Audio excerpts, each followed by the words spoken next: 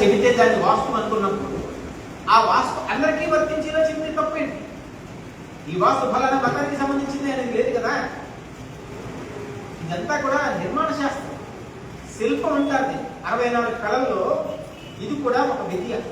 మన దురదృష్టం ఏంటంటే ఇప్పుడున్న మన జనరేషన్కి తెలియంది ఏంటంటే ఇలాంటి అనేక రకమైన టెక్నాలజీలన్నీ కూడా కోర్సుల రూపంలో ఈ భారతదేశంలో చెప్పబడుతూ ఉండేవి. నలంద, తక్షశిల, కాశ్మీర, వారణాసి మొదలైన విద్యాపీఠాల్లో గొప్ప గొప్ప యూనివర్సిటీలు అక్కడికి బయట దేశాల నుంచి వచ్చి, గ్రీక్ నుంచి, చైనా నుంచి, అనేక మిగతా దేశాల నుంచి వచ్చి ఈ కోర్సెస్ అనేక రకాల కోర్సెస్ నేర్చుకుని వెళ్ళేవారు. ఇది మత ప్రాతిపదిక మీద చెప్పబడేది కాదు, వైజ్ఞానిక సిద్ధాంత ప్రాతిపదిక మీద చెప్పబడేది. దాంట్లో ఆస్ట్రానమీ ఉండేది, ఆస్ట్రాలజీ ఉండేది, వైద్యం ఉండేది, సుశ్రుతులు, చెరకులు మొదలైనటువంటి వాళ్ళందరూ కూడా ఇవాళ మనం వదిలేసాం. కానీ సుశ్రుతికి సంబంధించినటువంటి మొట్టమొదటి శస్త్రచికిత్స ఈయన చేశాడని చెప్పి వెస్టర్న్ కంట్రీస్ లో స్విట్జర్లాండ్ ఎక్కడ ఆస్ట్రేలియాలో వాళ్ళ హాస్పిటల్ పెద్ద యూనివర్సిటీలో ఆయన విగ్రహం పెట్టారు. ఎంట్రన్స్ లో ఉంటుంది కింద. మొట్టమొదటి శస్త్రచికిత్స చేసినటువంటి చరిత్రలో ఈయనే అని మనకి ఎక్కడే కనపడదు. ఎందుకంటే మనకి నామోషి, మన వాళ్ళు మనం ఒప్పుకోవడానికి. అలాగే ఈ విషయాలు తెలియకపోతే, ఇలాంటి చాలా విషయాలు మనకు తెలియకపోతే మన దగ్గర నుంచి తీసుకుని వెళ్ళి వాటిని కొత్త పేర్లు పెట్టి మళ్ళీ మన దగ్గరికి తీసుకొచ్చి మనకి అందులో టెక్నాలజీగా తీసుకున్నటువంటి దేశాలన్నింటినీ గొప్పగా ఉండి మనం బాధ్యతగా ఉండి దౌర్భాగ్యం ఏంటి? అందుకని వీలైనంత వరకు పిల్లలకి కూడా వాళ్ళ చదువులు వాళ్ళ జాగ్రత్తగా చదువుకుంటూనే ఈ విషయాలు తెలుసుకునేలా చేస్తే ఈ పారంపర కొనసాగుతుంది. ఇది దీని విషయం. అందువల్ల ఈ చెప్పే విధానం ఎంతో మందిని ప్రభావితం చేస్తుంది. కాబట్టి మామూలు వాడు లేదా ఏదైనా విషయాన్ని తీసుకున్నప్పుడు మంచిని బహిరంగంగా చాటించు, చెడు ఉంటే చెవులు చూడు అని మన పెద్దలు చెప్పారు. దాని వైరుధ్యం అయిపోయింది. మంచి చెవులు చెప్పుకోవడం కూడా లేడు. చెడుని చాటింపు చేసేయడానికి అనేక వచ్చేసే ఛానల్స్ కానీ, యూట్యూబ్స్ కానీ, మరొకటి కానీ మాట్లాడితే బ్రేకింగ్ అంటాడు. ఇది బద్దలైపోతే ఇది జీవితం ఎందుకు? బ్రేక్ అంటే బద్దలనే. బ్రేకింగ్ న్యూస్, మీరు షాక్ అవుతారు. ఏమిటి ఇది చూస్తే మీరు షాక్? ఇది షాక్ అయితే 4 రోజులు వచ్చేసారు. ఎన్నిసార్లు బద్దలు అవ్వాలి కూడా వాడు చూపించేదాన్ని. అది ఏమన్నా మనకేమన్నా పుణ్యమా, పురుషార్థమా, ఉన్నత? ఇలాంటి ఒక నెగిటివిటీని అంతటినీ కూడా వెదజల్లేలాగా మన చుట్టూ ఉన్న వ్యవస్థ తయారైపోతే మనలో పాజిటివిటీ ఎక్కడి నుంచి వస్తుంది? బీఎన్ ఆప్టమిస్ట్ అని చెప్తారు. ఒక విశ్వాసం, ఒక ఆశావాద దృక్పథంతో సాగాలి కదా. ఏ శాస్త్రమైనా చెప్పేది పాజిటివ్ గా ఉండమని చెప్తుంది. అందువల్ల దీంట్లోంటి జలక్షేర న్యాయం అంటారు. అంటే పాలు నీళ్ళలో దేన్ని మనం తీసుకుని సాగాలి అనే పద్ధతిలో దీన్ని అలా తీసుకుని దీంట్లో మనం మంచిని గ్రహించండి. ఏదైనా ఇబ్బందికరమైన విషయాలు ఉంటే వాటిని జాగ్రత్తగా పక్కన పెట్టుకుని వాటి నుంచి ఎలా మనం సేవ పాలనేది కూడా ఇందులో చెప్పబడుతుంది. కాబట్టి ఆ ప్రయత్నం చేసుకోవాలి.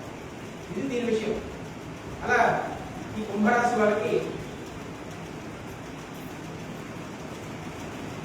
ఈ శని, రాహు, గురువుకి సంబంధించినటువంటి దానాలు అవి ఇవ్వటం అనేది చేసుకుని వాళ్ళు సానుకూలమైన ఫలితాలు పొందొచ్చు. ఇందాకనే నేను చెప్పినట్టుగా ఇవి గోచారము అంటే నక్షత్ర సమూహాలందరికీ తెలిసినటువంటి వాళ్ళందరికీ కొత్తగా చెప్పబడే ఫలితాలు తప్ప పూర్ణమైన ఫలితాలన్నీ కూడా వాళ్ళ సొంత జాతకాలను బట్టి ఆధారపడి ఉంటాయి, జన్మ కుండలు బట్టి ఉంటాయి అనేది గుర్తుపెట్టుకోవాలి. వీటిలో చెప్పబడ్డ ఫలితాలను గొడవ పెట్టుకుని అనవసరమైనటువంటి ఆందోళనకి లోను కావడం కాదు. ఇదంతా కూడా ఇయర్ ప్లానింగ్ డే. పంచాంగ శ్రవణం అంటే తర్వాత రాబోయేటువంటి సంవత్సర కాలం మనం ఎలా ప్లానింగ్ చేసుకోవచ్చు.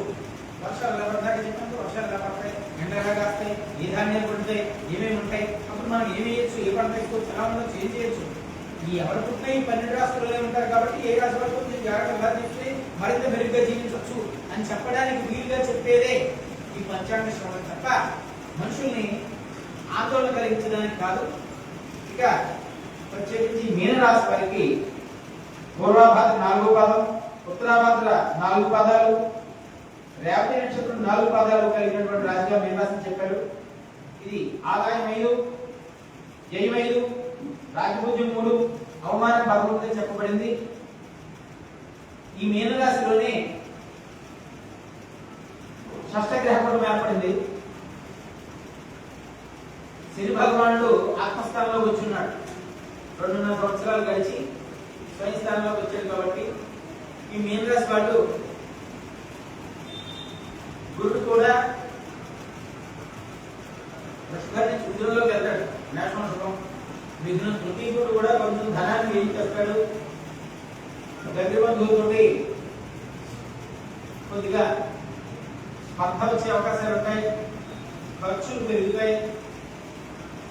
ఆరోగ్యాన్ని చాలా జాగ్రత్తగా, ఆరోగ్యపరమైన విషయాల్లో ఖచ్చితంగా కేర్ తీసుకోవాలి, జాగ్రత్త తీసుకుని గమనించుకుంటూ ఉండాలి.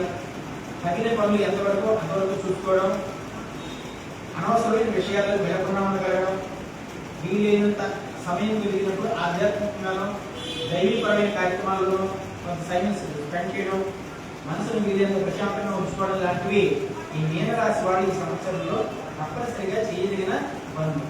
అలాగనే వాదన అసలు పెట్టరాదు. విషయాన్ని కలిసి చూడకుండా వెంటనే నిర్ణయం తీసుకుని ఆ పని మొదలెట్టరాదు. ఇవన్నీ మీనరాశి వాళ్ళు ఆలోచించాల్సిన విశేషాలు ఈ సంవత్సరంలో ఉన్నాయి. ఇది చేయడం వల్ల వాళ్ళు ఇబ్బందులు పడకుండా హాయిగా జీవించగలరు. అంటే ఇవి ఎందుకు చెప్తున్నారంటే ముందు జాగ్రత్త, ఇలా ఉంది కాబట్టి కొంచెం మనం అనుకున్న దానికి ఉపయోగపడుతుంది. అలాగే శరీరకు సంబంధించినటువంటి దానాలు చేయాల్సి ఉంటుంది. గురుడికి సంబంధించినటువంటి ధ్యాన సూచనలు చేసుకోవాలి ఖచ్చితంగా. వీలైతే విశేషమైనటువంటి క్షేత్రాలు దర్శనం చేయడం కుదిరినప్పుడు చేయడం కూడా బాగానే ఉంటుంది. వాళ్ళ పని వాళ్ళు సానుకూలంగా జాగ్రత్తగా చెప్పినటువంటి జాగ్రత్త తీసుకుంటూ వాళ్ళ పని వాళ్ళు చేసుకోవచ్చు. ఇలా ఉన్నట్టయితే మీన రాశి వాళ్ళు కూడా ఏ రకమైన ఇబ్బంది లేకుండా హాయిగా సంవత్సరం పెట్టారు. ఇది ఈ 12 రాశుల యొక్క ఫలితాలు. ఇందులో ముఖ్యమైన అంశాలే మనం మాట్లాడుకున్నాం. ప్రధానంగా ఇబ్బందికరంగా కొంచెం జాగ్రత్తగా చూసుకుని ఉండాల్సిన రాశులుగా చెప్పబడ్డ రెండు ఏంటి? సింహరాశి, మీనరాశి. ఈ 2 రాశి వాళ్ళు కొంచెం అబ్జర్వ్ చేసుకుని జాగ్రత్తగా ఉంటే సరే, వాళ్ళకి ఏదో నష్టం వచ్చేస్తున్నాయి. మిగతావన్నీ కూడా 3-4 రాశులు అప్ అండ్ డౌన్స్ ఉన్నాయి. మిగతా రాశులు చాలా బాగుంది. గడిచిన 2 సంవత్సరాలతో పోలిస్తే ఈ సంవత్సరం మెరుగుదల బాగుంది. ఓవరాల్ గా కూడా రాశిలో బాగున్న రాశి బాగుంది రాశి రావాల కూడా కొన్ని పనులు చాలా సునాయాసంగా జరిగిపోయి అదైతే ఈ సంవత్సరం ఉంటుంది. అది ఈ విశ్వావసనామ సంవత్సరం యొక్క ఫలితాలు. విశ్వవసీయతి అంటే విశ్వంతో అనుసంధానంగా జీవించడానికి కావాల్సినటువంటి సంవత్సరం ఇది. దీంట్లో మన రహస్యం ఏంటంటే విశ్వంతో అనుసంధానం అవ్వడం అంటే ఏంటి? విశ్వంతో అనుసంధానం ఎలా అవ్వాలి? విశ్వం అంటే ఏంటి? మనలో అంతర్హితంగా ఉన్నది ఏదైతే ఉన్నదో అదే బయట ఉన్నది, ఘటాకాశం ఉన్నది. అలాగే బయట ఏదైతే ఉన్నదో విశ్వ చైతన్యంగా ఉన్నది ఏదైతే ఉన్నదో అదే మనలోనూ ఉన్నది. అందువల్ల ఈ విశ్వావసనామ సంవత్సరంలో బాగా చెప్పబడింది ఏంటంటే విశ్వావసు అనేది అమ్మవారి యొక్క నామాల్లో పేరు కూడా చెప్పబడింది. ఈ విశ్వావసనామ సంవత్సరాన్ని ఎలా ఉపయోగించుకోవచ్చు అంటే ధ్యానాన్ని చేసేవాడు, ధ్యాన సాధన చేద్దామనుకుంటున్న వాడు ఈ విశ్వావసనామ సంవత్సరంలో మరింత చక్కని ఫలితాలు పొందడానికి, మరింత ఉన్నతికరమైనటువంటి మార్గంలో పయనించడానికి విశ్వ వసయితి అంటే వసించడం, దేనితోటి విశ్వంతో అనుసంధానం అవ్వటం కోసం. అలాంటి ఒక సరళమైన సహజమైన నామంతో వచ్చినటువంటి వత్సరం కాబట్టి ధ్యానాన్ని సాధన చేయడానికి ఉద్యుక్తులైన వాడు, మొదలు పెడదాం అనుకున్న వాడు, ఆల్రెడీ ధ్యానం చేస్తున్న వాడు, ఇలాంటి వాళ్ళందరూ కూడా విశ్వ చైతన్య శక్తితో త్వరగా అనుసంధానం అవ్వడానికి ఈ వత్సరము, ఈ ఫలితాలు కూడా ఈ గ్రహ సంపుటీకరణాలు, షట్గ్రహ కూటమి అన్నమాట. ఇది ఒక లైనప్ లో ఉంటుంది, పచక్రం ఇలా ఉంటుంది. దానికి అకహడ దాన్ని మనం విడిగా చూసేటప్పుడు చెప్పారంతా వేరే ఉంటుంది. అయితే దీని యొక్క మార్పులు చేర్పులతోటి కాస్మిక్ ఎనర్జీ రేసెస్ అంటే విశ్వ చైతన్య శక్తి యొక్క తరంగాల యొక్క ప్రభావం